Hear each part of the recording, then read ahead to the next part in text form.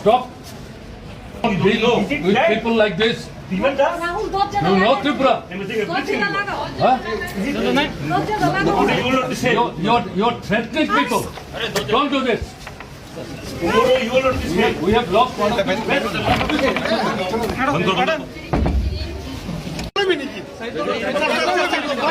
যেতে দিন সঙ্গে কথা বলবো।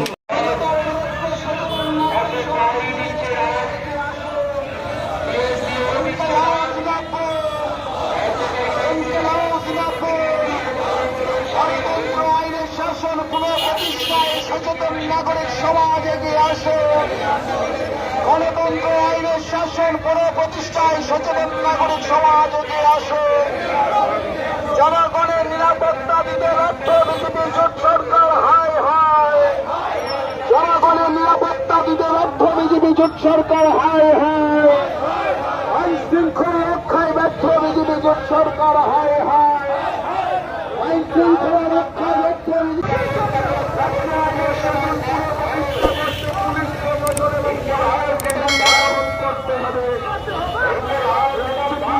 এত মর্মান্তিক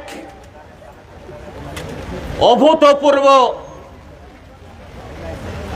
সমস্ত ধরনের অস্বাভাবিকতার চাইতেও তার মধ্যেও আরো বড় অস্বাভাবিকতা ঘটনা ঘটেছে। ত্রিপুরাজ্যের ৪৪ লক্ষ নাগরিকের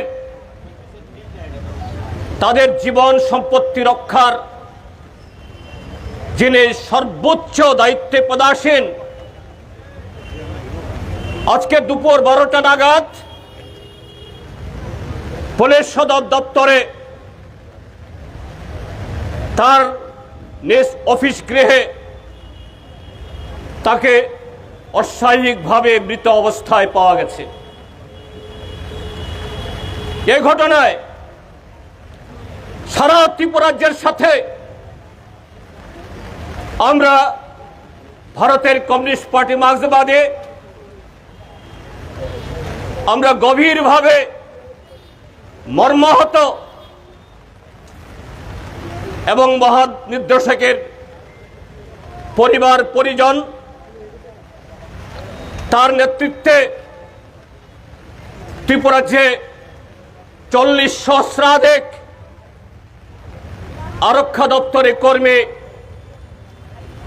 যারা এই সংবাদটি পেয়ে যারা চোখের জল ফেলছেন, যারা নিজেকে সামলাতে পারছেন না, আত্মীয় অভিভাবকের মৃত্যুতে যারা আজকে কাঁদছেন, একদিক থেকে আমরা তাদের প্রতি সহানুভূতি জানানোর জন্য এখানে এসেছি। ত্রিপুরাজ্যের ১ নম্বর থানা পশ্চিম কোতোয়ালি থানা, এই থানাতে কোনো ডেপুটেশন দিতে আমরা আসিনি। এই থানা কর্তৃপক্ষের কাছে কোনো নালিশ দেওয়ার জন্য আমরা আসিনি। আমরা এসেছি তাদের পক্ষে দাঁড়ানোর জন্য, তাদের পাশে দাঁড়ানোর জন্য। আমরা গত ৮.৫ বছর ধরে বলে আসছে এই ত্রিপুরাজ্যে মানুষের জীবন মাল, ত্রিপুরাজ্যে মানুষের গণতান্ত্রিক অধিকার, সাংবিধানিক অধিকার, নাগরিক অধিকার, আত্মসম্মানবোধ সম্পন্ন সেই সাধারণ নাগরিক থেকে উচ্চ পদস্থ পুলিশ বা সাধারণ প্রশাসনের আধিকারিক, তিনি ডিজি হন বা মুখ্য সচিব, ত্রিপুরাজ্যের এই বর্বর অসভ্য সরকারের কাছে তারা কেউ নিরাপদ না। তারা কেউ এদের সম্মান নিয়ে কাজ করতে পারছে না। প্রতিদিন ত্রিপুরাজ্যের নানা প্রান্তে মানুষের সে অধিকার, মানুষের সে সম্মান, মানুষের নাগরিক অধিকার বুলণ্ঠিত হচ্ছে। কোনোটা দিবালোকে মানুষের চোখের সামনে, আবার কোনোটা অন্তরালে। আজকে সেই ঘটনা ঘটল আমাদের রাজ্যের। এ যাবৎ যতজন পুলিশ অফিসার সর্বভারতীয় ক্যাডারের আইপিএস অফিসার এসছেন, তাদের মধ্যে অন্যতম সৎ, দক্ষ, নির্ভীক সেই এসডিপিও পদ থেকে ক্রমে ক্রমে এসপি, আইজি, এডিশনাল ডিজি, কেন্দ্র সরকারের বহু পদ আসীন করে যিনি সম্মানের সাথে তার জীবনের এ প্রফেশনাল রেকর্ড করেছেন, আজকে তাকেও অস্বাভাবিক মৃত্যুর কাছে আত্মসমর্পণ করতে হলো। এই ঘটনা অস্বাভাবিকের মধ্যেও অস্বাভাবিক। এই ঘটনা নিন্দার কোনো ভাষা নেই। গত কদিন ধরেই তার উপর প্রচন্ড চাপ যাচ্ছে। আপনারা জানেন, আজ থেকে 5 দিন আগে দক্ষিণ ত্রিপুরা জেলাতে এরকমই একটা গণতান্ত্রিক অধিকার পালন করতে গিয়ে একটা শহীদের, কিন্তু সেখানে এই সরকার আসার পর আইএস, আইপিএস, টিপিএস, টিসিএস এর মধ্যে হাতে গোনা কয়েকজন বসংবদ, কাপুরুষ, মেরুদণ্ডহীন অফিসার, তারা সৎ অফিসারদেরকে, সংখ্যার গরিষ্ঠ অফিসার কর্মীদেরকে কাজ করতে দিচ্ছে না। তবে কথাবার্তা হয়েছে, তিনি খুবই মর্মাহত, বিব্রত ছিলেন। আর সেই কালপ্রিট দক্ষিণ ত্রিপুরা পুলিশ এসপি মৌর্য কৃষ্ণ, তার নাম। কৃষ্ণ হলেও তার ভূমিকা হলো কংসের মতো। সেই কংসের পক্ষে ত্রিপুরাজ্যের ব্যর্থ, ত্রিপুরাজ্যের ইতিহাসে সবচেয়ে কলঙ্কিত মুখ্যমন্ত্রী ডাক্তার প্রফেসর মানিক সাহা, যিনি শয়তানদের, খুনিদের, গুন্ডাদের রক্ষক, তাদের সেবায় নিয়োজিত। এই মানিক সাহার তার কারণে ডিজি সাহেব মৌর্য কৃষ্ণের বিরুদ্ধে পদক্ষেপ নিতে পারছিলেন না, তিনি মর্মাহত। আজকে 20 তারিখ একই ঘটনা, আমাদের পার্টির মোহনপুর মহকুমা কমিটি তারা 1 সপ্তাহ আগে এসডিএম মোহনপুরে পুলিশের আইজি, আইন শৃঙ্খলা মঞ্চক ইপারের কাছে আমি চিঠি দিয়েছি। ইপার মহোদয়,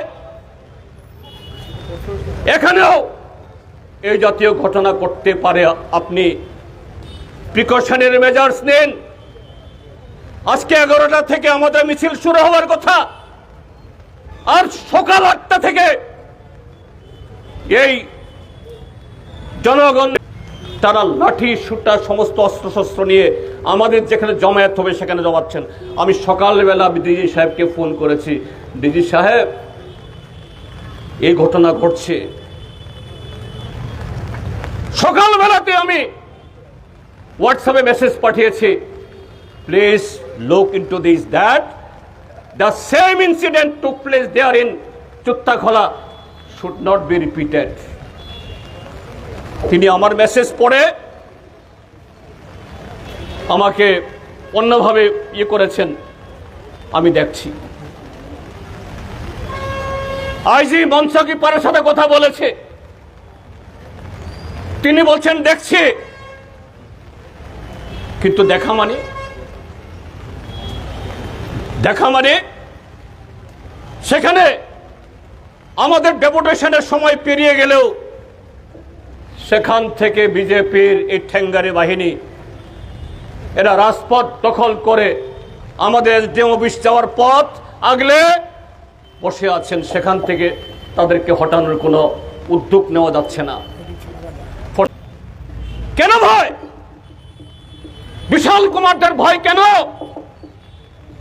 কারণ ডাক্তার মানিক শাহদের সাথে তখন তাদের সোর্স মানির বাগাবাগি, এদের আত্মীয়তা রাজনৈতিক না। বিশাল কুমার এখানে ভোটে দাঁড়াবেন না। কেন? এই বিশাল কুমার ঊনকোটি জেলার ডিএম ছিলেন, সেখান থেকে সিপাহী জেলার ডিএম বক্সনগর আর এই আরেকটা যে করলো কি নাম জানি, ধনপুর, এই দুটা বিধানসভা কেন্দ্রে রিগিং করে বিজেপিকে জেতানোর জন্য তিনি সেখানে পুরস্কৃত হয়ে সেই পুরস্কার পেয়ে এখন পশ্চিম ত্রিপুরার জেলা শাসক। একজন মন্ত্রী, মুখ্যমন্ত্রী, আরেকজন আমলা, কিন্তু পেটটা এক। ধমক দিচ্ছেন, এখানে কথা বলা যাবে না। কাজে এটাও দাবি জানাচ্ছি, ধনকর সাহেবের একমাত্র সন্তান কানাডা থেকে ফেরত, ততদিন অবধি এই দেহ সংরক্ষিত রাখা হোক।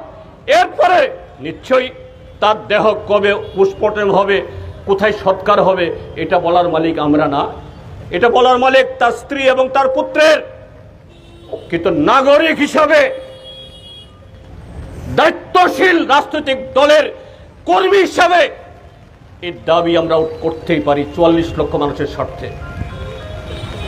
তার সন্তান কানাডা থেকে না ফিরে আসা অবধি এই পোস্টমর্টম স্থগিত রাখা হোক, এই দাবি নিয়ে আমরা এসেছি। আমি আবারও বলছি, আমরা পশ্চিম থানার কাছে তাদের বিরুদ্ধে বিক্ষোভ জানানোর জন্য আসিনি। এটা প্রত্যেক পুলিশের একটা অফিস। আমরা তাদের সাথে সহমর্মিতা ঘোষণার জন্য, আমরা জানি গত 8.5 বছর ত্রিপুরাজ্যের সংখ্যাগরিষ্ঠ অন্যান্য দপ্তরের কর্মীর সাথে পুলিশও এই অরাজকতা, এরাও এটাকে পছন্দ করেন না। কাজে আগামী দিন রাষ্ট্রীয় দায়িত্ব পালনে তারাও এগিয়ে আসুন।